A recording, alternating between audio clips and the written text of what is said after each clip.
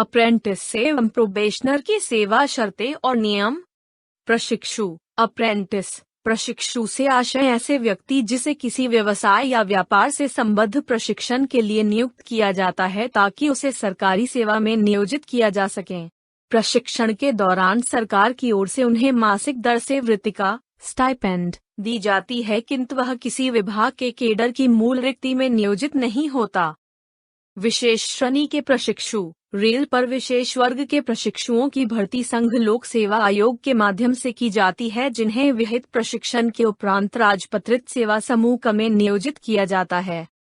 Mechanic apprentice. इस श्रेणी के प्रशिक्षुओं की भर्ती ट्रेड अप्रेंटिस अधिनियम 1961 के प्रावधानों के अनुसार ही की जाती है और इसी अधिनियम के तहत इनकी सेवा शर्तें निर्धारित होती हैं। रेलवे में इसकी भर्ती सामान्यतः कारखानों में की जाती है। परिवीक्षाधीन प्रोबेशनर ऐसे व्यक्ति जिन्हें किसी विभाग के केडर की मूल रिक्ति में नियुक्ति प्रदान करने के उद्देश्य से रेलवे भर्ती बोर्डों के माध्यम से चयन कर प्रशिक्षण हेतु नामित किया जाता है, इसमें सम्मिलित होते हैं प्रोबेशनर स्टेशन मास्टर, प्रोबेशनर पथ निरीक्षक, प्रोबेशनर निर्माण निरीक्षक, प्रोबेशनर वाणिज्य लिपिक इत्यादि। प्रशिक्षु एवं प्रोबेशनर की सेवा शर्तें। 1. प्रशिक्षण के दौरान रेल मंत्रालय द्वारा समय समय पर निर्धारित दर से स्टाइपेंड का भुगतान किया जाता है। 2. निर्धारित डॉक्टरी परीक्षा पास करना अनिवार्य होता है। 3. स्वास्थ्य सेवाएं निशुल्क उपलब्ध कराई जाती है। 4. प्रशासन के साथ इन्हें एक अनुबंध भरना होता है। 5. निर्धारित सिक्योरिटी डिपॉजिट करनी होती है। 6. सीधे भर्ती हुए प्रशिक्षु व परिवीक्षाधीन को प्रशिक्षण के दौरान मकान किराया भत्ता एवं शहर प्रतिकर भत्ता नहीं प्रदान किया जाता है, लेकिन स्थायी व स्थायी रेल कर्मचारी जो प्रशिक्षु में चयनित हो जाए तो इन्हें नियमानुसार दौरान मकान किराया एवं शहर प्रतिकर भत्ता प्रदान किया जाता है।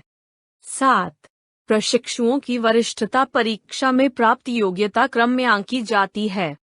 8.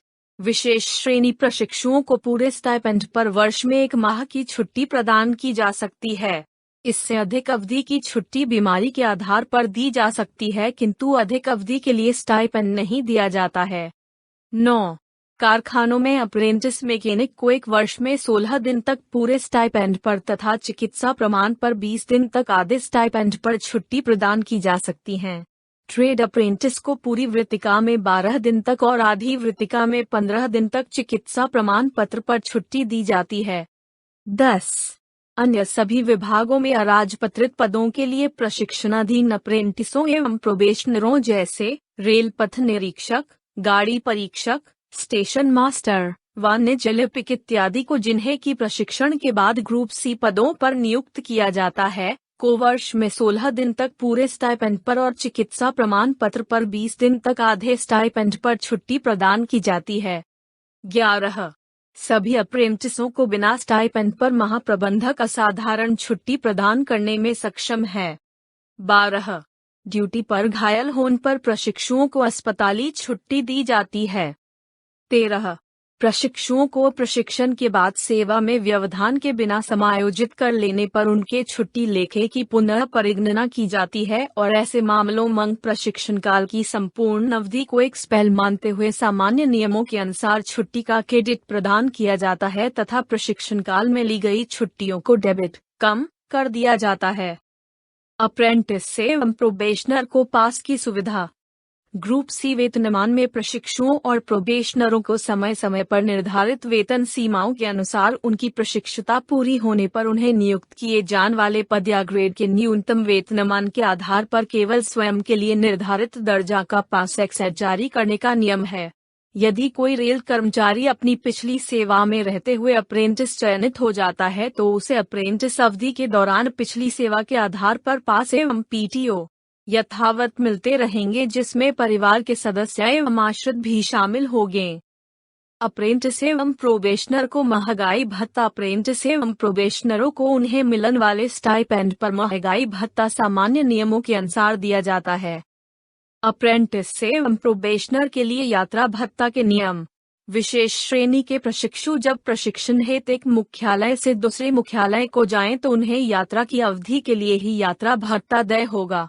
इसके अतिरिक्त न तो उन्हें कार्य ग्रहण समय दिया जाएगा और न ही स्थानांतरण की तरह यात्रा भत्ता, लेकिन जब वे प्रशिक्षण के उद्देश्य से एक स्टेशन से दूसरे स्टेशन को जाते हैं और वह अवधि 6 हफ्ते से अधिक नहीं हो तो उन्हें टूर पर समझा जाएगा, तथा जब वे स्टाफ कॉलेज वडोदरा में प्रशिक्षण के लिए जाते हैं और जितनी अवधि के लिए प्रशिक्षण लेते हैं उन्हें यात्रा एवं दैनिक भत्ता दिया जाएगा। दैनिक भत्ते में से मेस शुल्क वसूल किया जाएगा। मैकेनिक प्रशिक्षु उस अवधि के लिए जब वह प्रशिक्षण हेतु अपने मुख्यालय से बाहर रहते हैं यात्रा एवं दैनिक भत्ता लेने के पात्र होंगे, किंतु शर्त है कि उनकी यात्रा प्रशिक्षण का एक अंग हो तथा उन्हें रहने के लिए मुफ्त आवास व्यवस्था उपलब्ध नहीं कराई गई हो। लेकिन यह रियायत केवल उन्हीं यांत्रिक प्रशिक्षुओं को में होगी जिन्हें उनके मुख्यालय पर मुफ्त खाना और ठहरने की सुविधा दी गई थी तथा जिन्हें घटी हुई दरों पर स्टाइपेंड प्रदान किया गया।